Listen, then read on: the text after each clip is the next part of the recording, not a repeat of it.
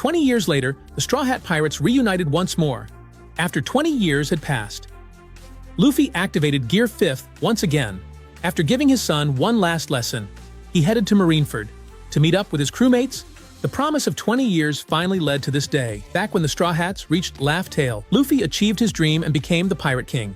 But all good things must come to an end, just like the Roger Pirates back in the day. The Straw Hats also announced their official disbandment on that day.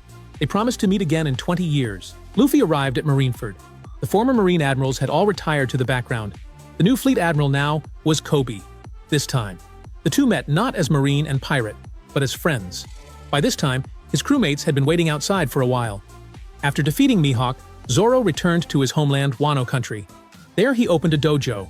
During his adventures with his son, Luffy would often land on the island to drink and chat with him. Chopper's appearance had changed significantly.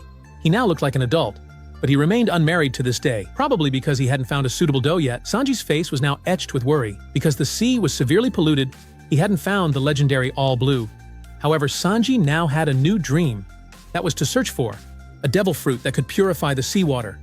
Nami had transformed from a beautiful young woman to a beautiful lady. She returned to Kokoyashi village in the East Blue.